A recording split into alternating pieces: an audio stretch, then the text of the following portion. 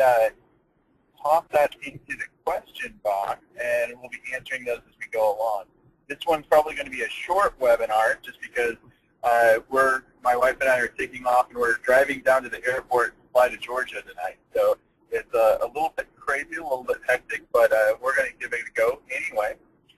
Today we're going to go over something really interesting, and I think fits right in with where we've been talking about, which is not only how to make Google love you, but there's a couple different ways to do that. And we've kind of hinted at pay-per-click and AdWords and that kind of thing. But I want to go into a little bit more detail tonight to describe how you get traffic naturally and for free, and how you can pay for it, and which one you should be doing, and what that should look like. So we're going to keep it pretty high level. We're not going to go into how to bid and do stuff like that. Just kind of understand which direction to take, which path to take. So as we go ahead, ask questions, and we'll dig into it and see how much we can cover tonight.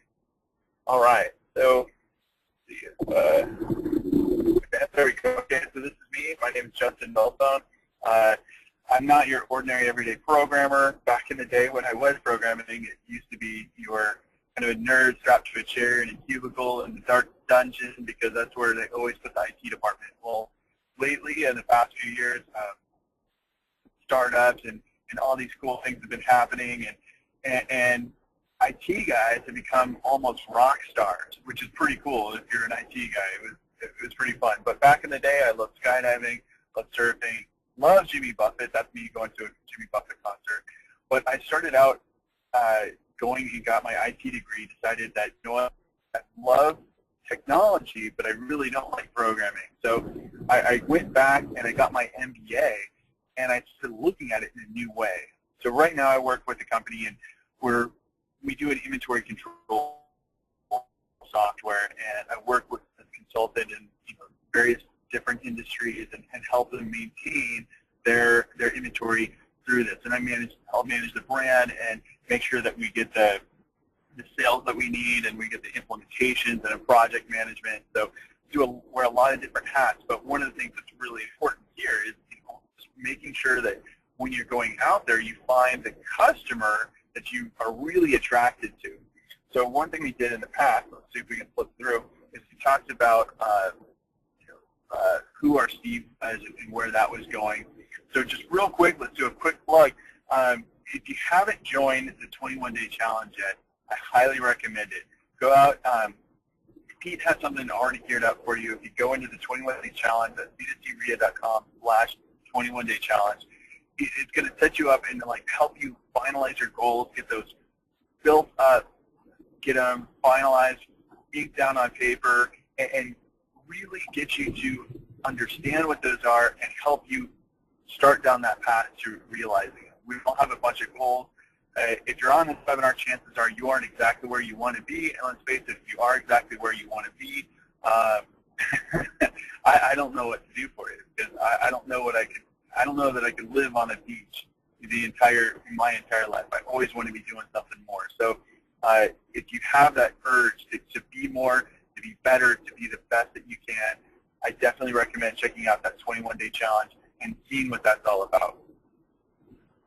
So what we started off on the first webinar, just to rehash, we talked about your Steve, that avatar, that person who is your ideal customer, the person that you want to talk to, that imagine in your mind's eye as you're having a conversation.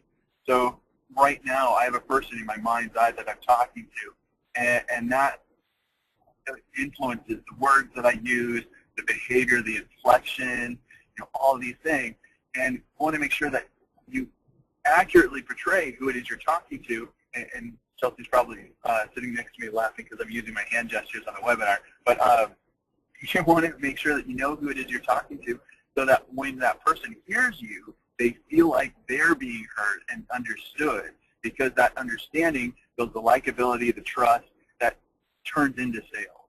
And then we also hit on the frequently asked questions and the should ask questions. The frequently asked questions being, every time you pick up the phone, every time you have a sales call, these are the questions that always come up. And by taking those and putting them on the website, you answer them there. Those are things that people are searching for anyway, and that's what helps you get found.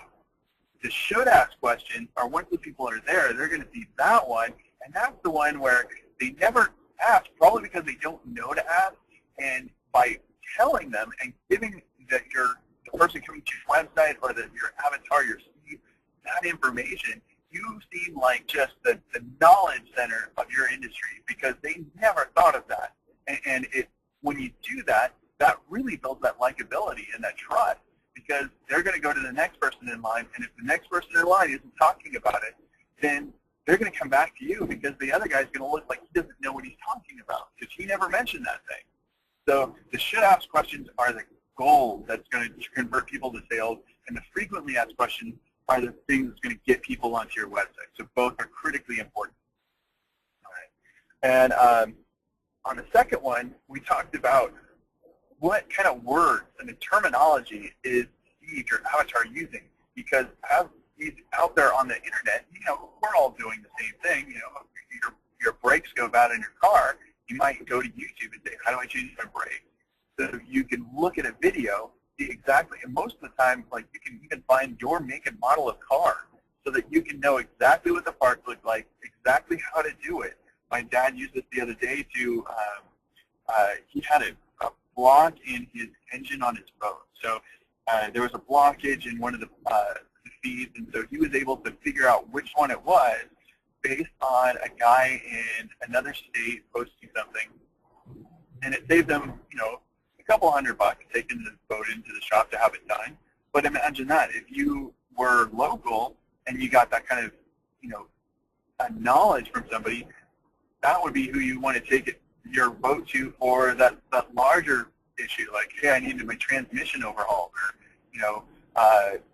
something else a bit more major. To give away the the little stuff to be super helpful, and later on turn into big stuff. So we're asking these questions, and the keyword planner. And if you go to this address, toucanwebsites.com/keyword planner, that will take you to Google's keyword planning tool. And the reason I made a short link here is because it's not a very friendly link, and so I tried to make it as friendly as possible. So when you go there, you enter in all the information, all the things you think people are searching about, and then what you'll find is that there's a lot of questions that you didn't even know. That all of a sudden, like, hey, for instance, I work in inventory control software. Our product is what we call a warehouse management system. So I was building content for warehouse management system, and I was trying to get ahead in that term. We were getting no leads, and it was like, what's going on? And we went to a conference, and I talked to a bunch of people, and I came away realizing never once did anybody mention warehouse management system. They always talked about inventory control and barcoding.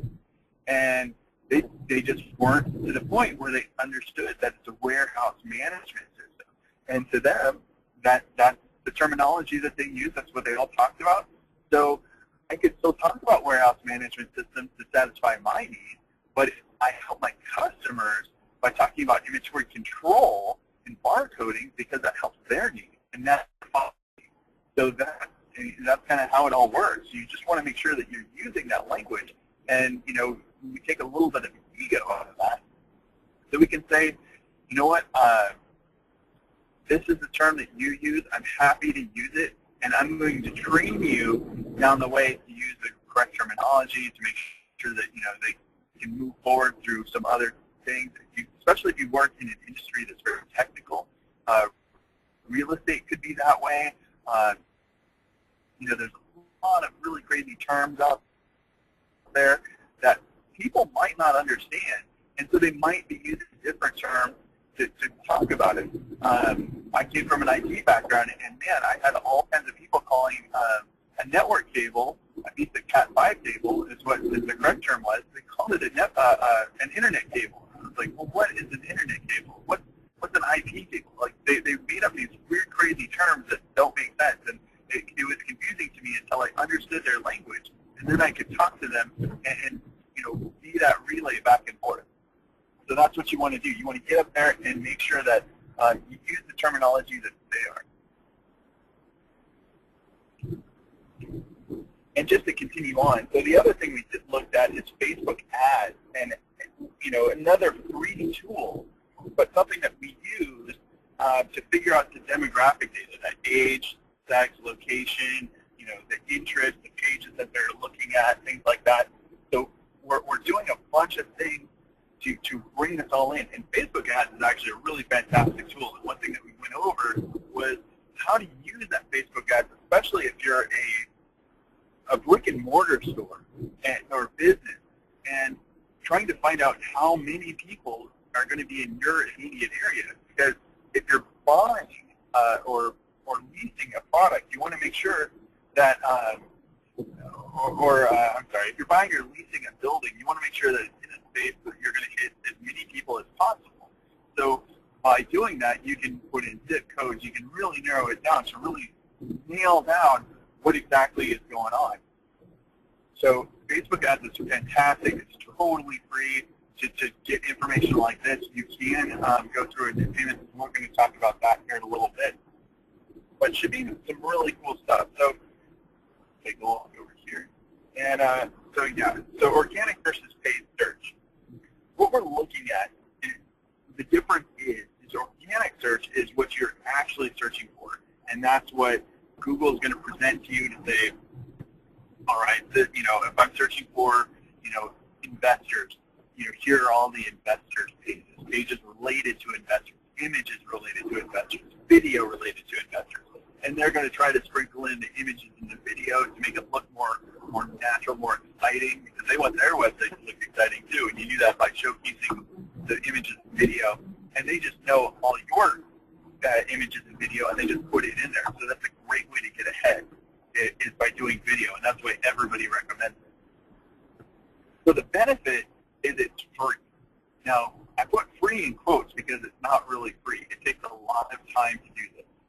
This means you're going to be creating content, creating videos, editing videos. You're going to be typing out, term paper dissertation type thing.